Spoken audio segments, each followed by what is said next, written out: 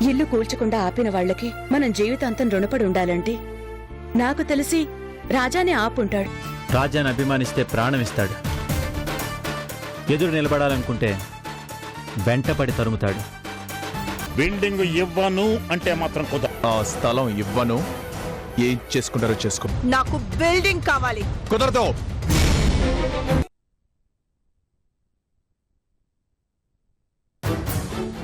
రాజా, ఏమైంది? అక్కడేం గొడవ జరగలేదు కదా? గొడవ పడే ఉద్దేశం మనకి లేకపోయినా తనకి బాగా ఉంది మూర్తి గారు. ఏదో చేస్తుందంట, చూద్దాం ఏం చేస్తుందో.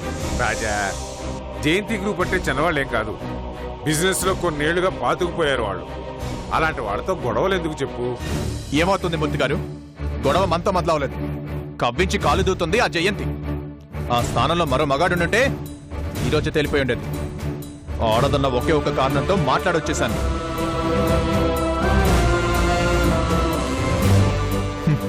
అయినా మాటలతో వినే రకంలో అనిపించట్లేదు మూర్తి గారు. రాజా, మన వైపే తప్పుంది కాబట్టి కొంచెం మనమే తగ్గిపోతే సరిపోతుంది కదా. తప్పుంది కాబట్టే సారీ చెప్పాను మాధవి. సారీలు కాదంట, ఆ బిల్డింగే కావాలంట. ఇచ్చినా ఇవ్వకపోయినా ఆ ఇంటిని తీసుకుంటుందంట. అది చూస్తాను ఎలా నన్ను కాదనే ఆ ఇంటిని తీసుకుంటుందో. బిజినెస్ లో ఎదిగే దశలో ఉన్నావు రాజా. ఇలాంటప్పుడు వాళ్ళతో గొడవలు అవసరం అంటావా? గొడవ పడాలని నాకు లేదు మూర్తి గారు. తనే సరదా పడుతుంది. ఈ రాజాతో గొడవ పడితే ఎలా ఉంటుందో తనకి తెలియాలి. తల ఎగరేసేటప్పుడు తల వంచుకుంటూ పోతే నేను చేతకాని వాడినైపోతాను. ఎంత దూరం వెళ్తుందో వెళ్ళనివ్వండి. వెళ్ళడానికి నేను రెడీ. ఈ విషయంలో వెనక్కి తగ్గే ప్రసక్తే లేదు.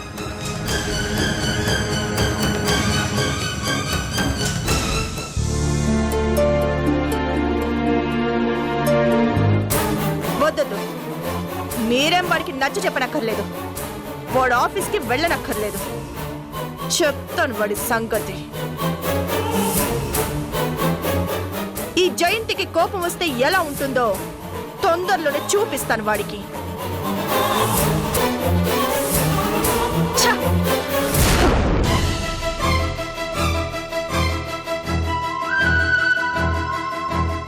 ఎవరి మీద మా కోపం?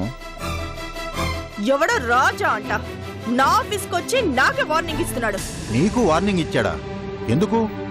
మాల్ కట్టడానికి తన బిల్డింగ్ ఇస్తానని చెప్పి అడ్వాన్స్ కూడా తీసుకొని ఇప్పుడేమో సడన్ గా ఇవ్వనని మాట మారుస్తున్నాడు. డబ్బుకు ఆశపడ్డాడేమో. అమౌంట్ ఎక్కువ ఇస్తానని చెప్పాల్సింది.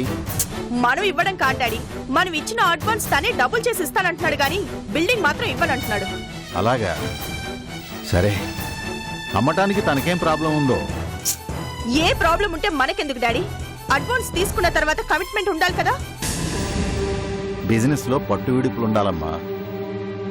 ఇలా ఆవేశపెడితే ఎలా? ఆవేశపడక ఆఫీస్కి వచ్చి తన ఇష్టానికి మాట్లాడితే చూస్తూ భరించాలా? బిజినెస్ లో ఉండకూడనిదే ఆవేశం. అది ఒక్కొక్కసారి మనకే తెలియకుండా మనతో తప్పు చేయిస్తుంది. ఆ బిల్డింగ్ వదిలేసి మరో ప్లేస్ చూడమ్మా. నో, ఆ బిల్డింగ్ ఎలా ఇవ్వడో చూస్తాను. ఈ జయంతితో పెట్టుకుంటే ఎలా ఉంటుందో వాడికి చూపిస్తాను. ఏం చేస్తావమ్మా? ఏవైనా చేస్తాను. నా ఎదురుగా నిలబడి ఛాలెంజ్ చేసిన వాడిని మాత్రం వదలను. ఆడపిల్ల ఉన్న విషయం మర్చిపోతున్నావు. ఆడపిల్లనైతే ఎదుటి వాళ్ళు తప్పు చేసినా తలంచుకుని వెళ్ళాలా? ద్వారం తగులుతుందని తలదించుకుని వెళ్తాం. అలా అని మనం తగ్గిపోయినట్ట? నా మాట వినమ్మా. లేనిపోని సమస్యలు తెచ్చుకోవద్దు. నో డాడ్, ఈ విషయంలో నేను ఎవరి మాట వినను. I will see his end. Business అంటే కలుపుకుని పోయేదమ్మా, కలబడేది కాదు. అది మీ జనరేషన్ సూత్రం డాడ్. పైకి ఎదగాలి అంటే పడగొడుతూనే పైకి ఎదగాలి. అది ఈ జనరేషన్ సూత్రం. తరం మారినంత మాత్రాన వ్యాపారంలో సూత్రం మారదమ్మా. మీరెన్నైనా చెప్పండి డాడ్, ఈ విషయంలో మాత్రం నేను వాడిని వదలను.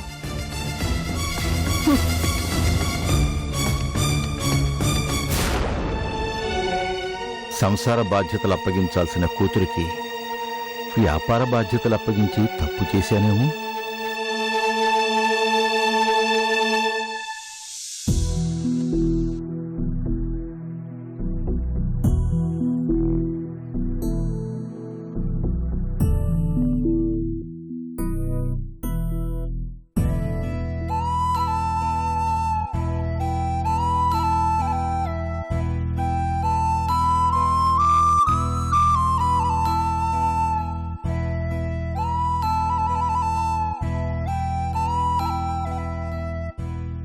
మంచినీళ్ళు తీసుకురానా డాడీ?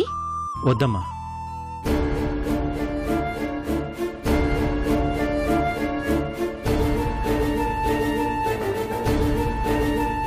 ఏం డాడీ అలా ఉన్నారు? మా మేడం గొడవ పడ్డానికి ముందుంటుందేమో అనిపిస్తుందమ్మా. ఏమి డాడీ, మళ్ళీ మిమ్మల్ని ఏమైనా అందా? ఒకరితోనే గొడవ పడితే బోరుగా అనిపిస్తుంది అనుకుంటా. అందరితో గొడవ పడుతుంది, కానీ వ్యక్తులు మారుతూ ఉంటారు. ఈసారి ఆ వంతు రాజాకొచ్చిందమ్మా. రాజాకా? రాజాకి ఈమెకి గొడవ ఏంటి? మన ఇల్లు అమ్ముతానని అడ్వాన్స్ తీసుకుని మళ్ళీ అమ్మనన్నాడు కదా. ఇప్పుడు అది పెద్ద నేరం అయిపోయింది ఆవిడ దృష్టిలో. అమ్మకపోతే మర్యాదగా ఉండదని వార్నింగ్ ఇచ్చినట్టుంది రాజాకి. రాజా నేరుగా ఆఫీస్కి వచ్చి ఆమెకు వార్నింగ్ ఇచ్చి వెళ్ళాడు. రాజా మీ ఆఫీస్కి వచ్చాడా? మిమ్మల్ని చూడలేదా? లేదమ్మా, నేను కూడా రాజా వెళ్ళినప్పుడే చూశాను. రాజా ఎందుకు వచ్చాడని కనుక్కుంటే ఇది విషయం. తీసుకున్న అడ్వాన్స్ తిరిగి ఇచ్చేస్తాడు కదా డాడీ, దానికంతా రాద్దంతం చేయడం ఎందుకు? అది కూడా ప్రెస్టేజ్గా ఫీల్ అవుతుంది ఆవిడ. నాకు అమ్ముతానని అమ్మకపోవడం ఏంటి, రాజా అంతు చూస్తాను అది ఇది అంటూ గోల చేస్తుంది. రాజా అనవసరంగా మళ్ళీ రిస్కులో పడతాడేమోనని భయమేస్తుందమ్మా. రాజా అంతు చూసేంత సీన్ ఆమెకు లేదులే డాడీ. చేతిలో డబ్బుంది, ఏమైనా చేయొచ్చు అనుకుంటుందేమో. రాజా నేను చేస్తుంది డాడీ. ఇలా రాజాని దెబ్బతీయాలి అనుకొని చివరికి పెద్దనాన్న పరిస్థితి ఏమైంది? ఆమె పరిస్థితి అదే అవుతుంది. రాజా మాటిస్తే తప్పడు, అలాంటిది అడ్వాన్స్ తీసుకొని మన ఇల్లు అమ్మను అన్నాడంటే అందుకేదో బలమైన కారణం ఉంటుంటుంది. ఖచ్చితంగా అది మంచి కోసమే అయి ఉంటుంది.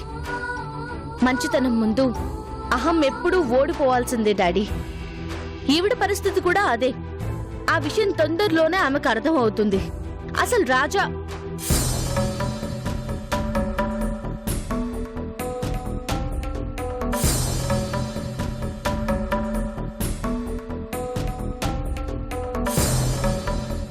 మీరు ఫ్రెష్ అయ్యండి, భోంచేద్దురు గాని.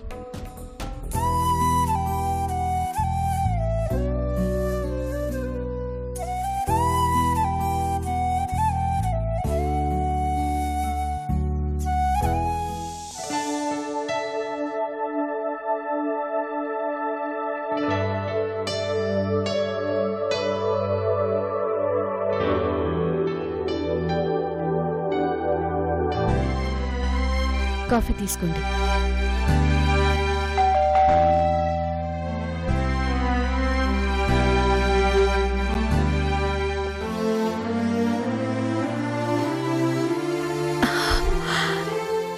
బాగున్నావమ్మా? బాగున్నానన్నయ్య, లోపలికి రండి.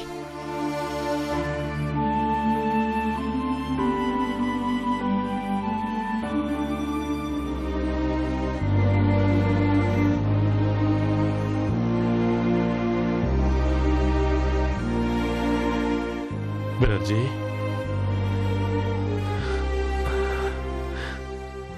రామ్.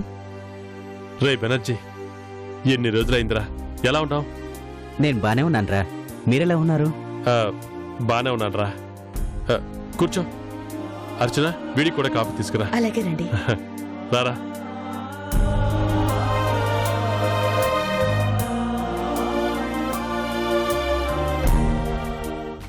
ఇక్కడున్నావని నీకు ఎలా తెలిసిందిరా? తెలుసుకోవాలి అనుకుంటే కష్టమేంట్రా? సరే, ఇంకేంటి సంగతులు? నీ బిజినెస్ ఎలా ఉంది? పర్వాలేదురా, నీ పుణ్యమాని మళ్ళీ నిలదొక్కున్నాను. నాదే ఉందిలేరా. ఆ టైంకి అదే చాలా ఎక్కువరా. అవును, నీ పొజిషన్ ఎలా ఉంది? ఆకాశానికి నేలకి మధ్యలో త్రిశంకు స్వర్గం అంటారే, అక్కడున్నాను. అదేమిట్రా? ఆకాశంలోంచి జారి నేల మీద పడ్డాక మళ్ళీ ఆకాశాన్ని చేరడం చాలా కష్టం రా. అయినా ప్రయత్నిస్తూనే ఉన్నాను రా. సారీరా, నువ్వు ప్రాబ్లమ్స్లో ఉన్నప్పుడు రాలేకపోయాను. పర్వాలేదులేరా, ఇప్పటికీ ప్రాబ్లమ్స్లోనే ఉన్నానుగా.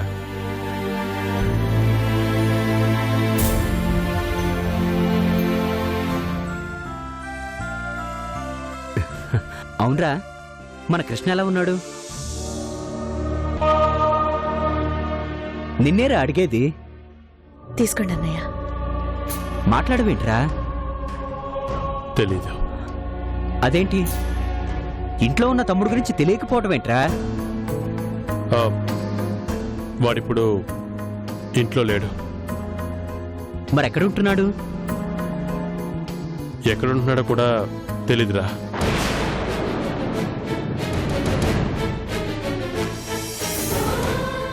అదేంట్రా, ఎక్కడున్నాడో కూడా తెలియకపోవటం ఏంటి?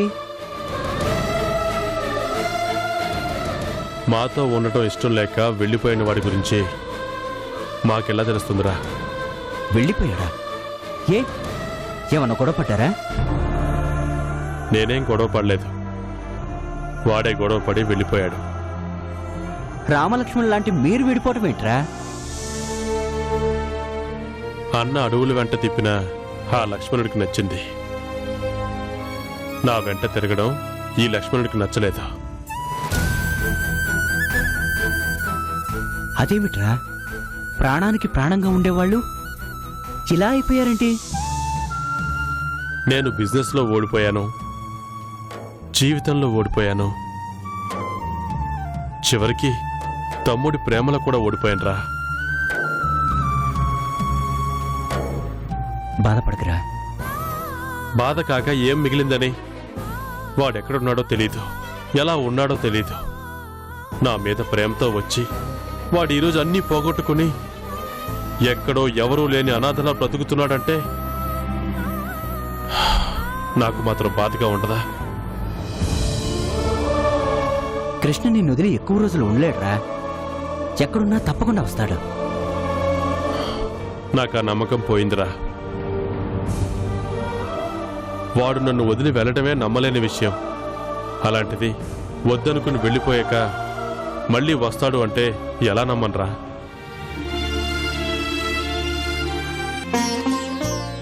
మన నీడ మనల్ని వదిలి ఎంతకాలం ఉంటుందిరా? కృష్ణ కూడా అంతే. నువ్వేం బాధపడకు. నెక్స్ట్ టైం నేను వచ్చేసరికి కృష్ణ నీ దగ్గరే ఉంటాడు.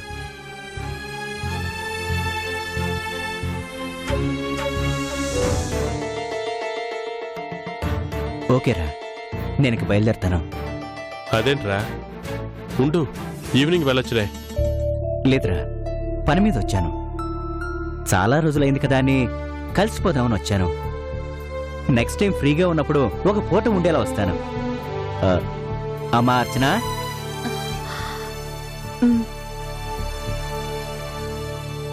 వస్తానమ్మా. భోంచేసి వెళ్ళొచ్చుగా అన్నయ్య. లేదమ్మా, కొంచెం పనుంది, మళ్ళీ వస్తాను.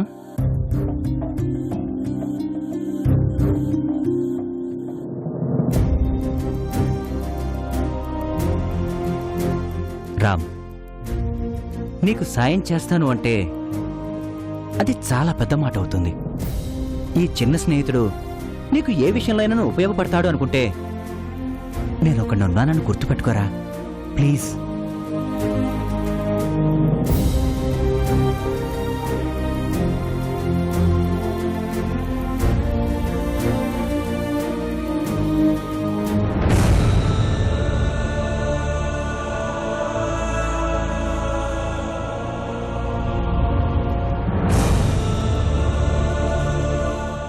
మనసులో తమ్ముడి మీద అంత ప్రేమ పెట్టుకుని దాచుకుంటారెందుకండి?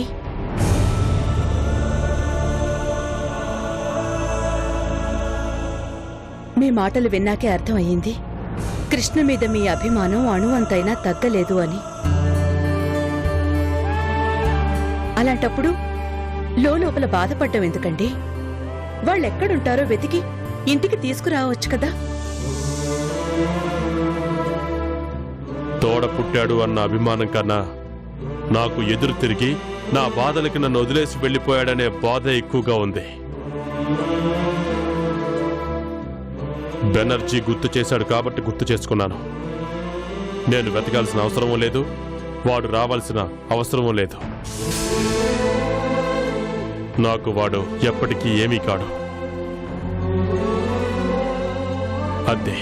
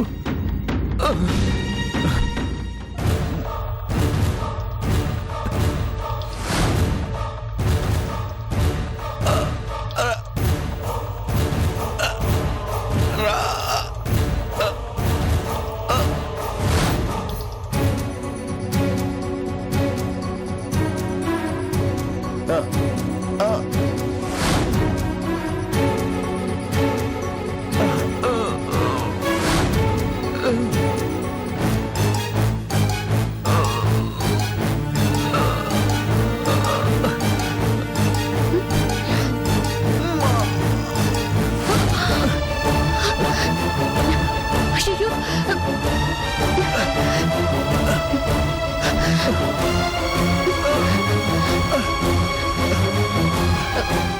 కొంచెం మెల్లగా ఊపిరి తీసుకోండి.